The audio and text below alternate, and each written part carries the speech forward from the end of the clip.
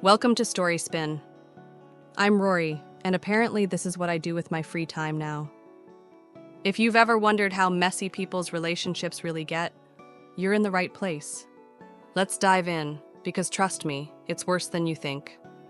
You'd think the rich kids would have it easy, but in this story, one rich girl proves that kindness is worth way more than money. And as for the school bully, well, let's just say she definitely picked the wrong target. Let's get into it. This story comes from the EntitledPeople sub. This happened a few years ago at my high school in my 10th grade. Our school had decided to organize a trip to Washington for a week. It was expensive, but the school had a contract with a candy company to help us with the cost. It was pretty nice, and it really helped those who couldn't afford $2,500 for the trip. My friend's parents were going through a vicious divorce at the time. Her mother was a narcissist and loved to use her daughter to hurt her ex-husband. At the beginning of the year, both her parents were 100% supportive and even tried to help her by selling some of the candies at their jobs. However, after a while, her mom decided to change her mind and refused to help her and tried to take away her daughter's permission so she couldn't go. My friend was in tears and couldn't believe her mother would do this to her just because her father wouldn't budge on a pitiful thing. Her father tried to help her, but he had to pay his lawyer, his rent, etc. He couldn't give her the money. Her grandparents, on both sides of the family, helped her out as best as they could. But 3 weeks before the end of the deadline, it was clear she wouldn't make it. She was still $800 short. My friend was devastated, and her relationship with her mother was in ruins. It was bad. Then enters V. She was the B word of our year. She made fun of everyone, but my friend was her favorite target. After all, a lower middle-class student whose parents are divorcing and can't afford the trip, a golden target for her. She was relentless, and no matter how many times we told her off, or that she was never supported by anyone in our year, could stop her. She was like a shark who smelled blood and was on a bloodlust craze. She was from a very wealthy family and liked to look down her nose at us, middle-class peasants. Then there, M, rich girl. She was the daughter of a very, very wealthy father, the only girl. She was spoiled beyond belief by her absentee father. Her father gave her about $1,000 per month as an allowance.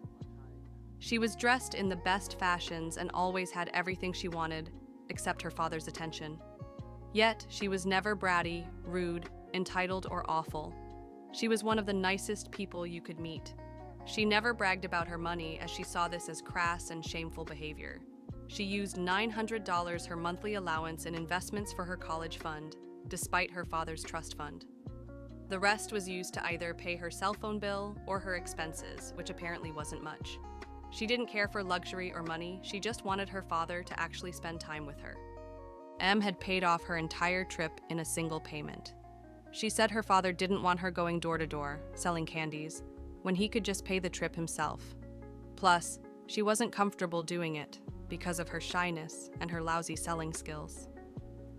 When news of my friend's financial troubles arrived, V was merciless to her and managed to make her cry, saying things like, "Go back to the ghetto, loser," or "You should try learning how to be a gold digger so you can bag yourself a rich husband. I mean, how else would you be able to get anywhere in life? You're so poor." Unfortunately for her, M saw and heard everything. The next day, my friend and I are sitting at our table in the cafeteria, and who decides to pay us a visit, if not V? She starts her usual garbage and we try to ignore her, but it's so freaking hard.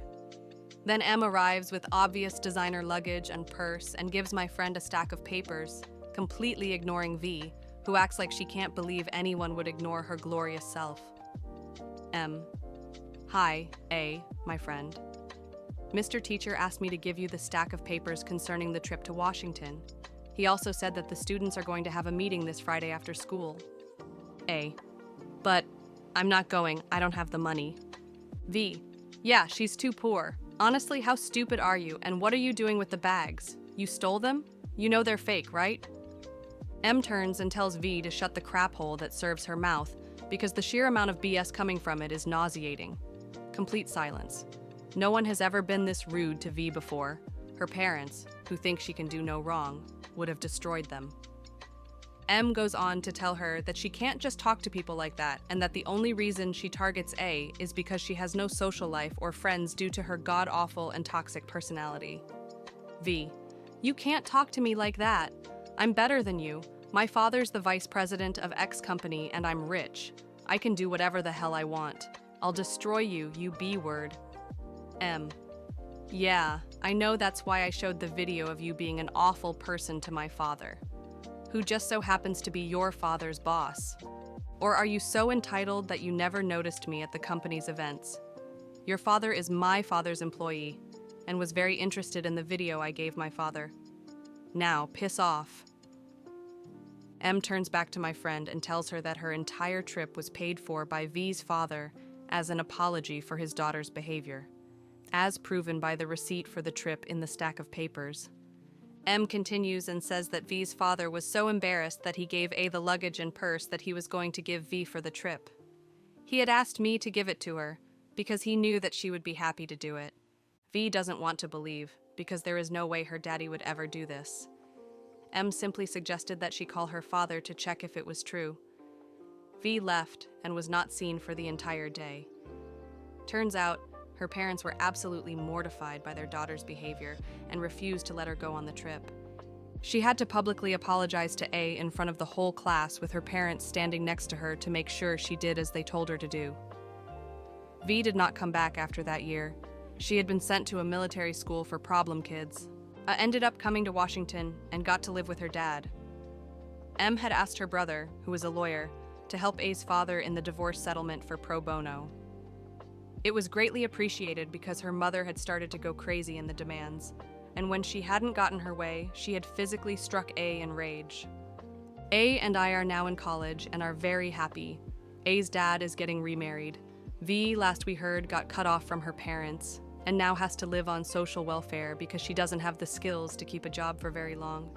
Something about not having the proper mindset or having a clashing personality with her coworkers. Top comment: wow. Brilliant OP, great story, happy ending. I've met some great rich people, but I have noticed a huge difference between old money and the new money types. OM types know they did nothing to deserve it and tend to be cool about things like picking up the tab. New money types tend to think they are better and more deserving than anyone. OM doesn't brag or flash. They'll be wearing old handmade shoes that they've been keeping up for years. Their bespoke clothing is never faddish, their cars never flashy. That's why they're old money. They don't throw it all away in a generation. And while that last story had the perfect ending, not every situation works out that cleanly. Because sometimes, the hardest choice you'll ever make is walking away from someone you care about before they have the chance to hurt you first. This one comes from the Am I the A-hole sub. Am I the a-hole for breaking up with my new GF because she said her past is none of my business? So, I recently got together with my now ex. Things were going good during the dating stage. Anyway, she introduced me to some of her friends, including a male friend of hers. She had other male friends, but this one in particular made me feel uncomfortable with how he acted with my new GF. So I asked my girlfriend if there is any history between them.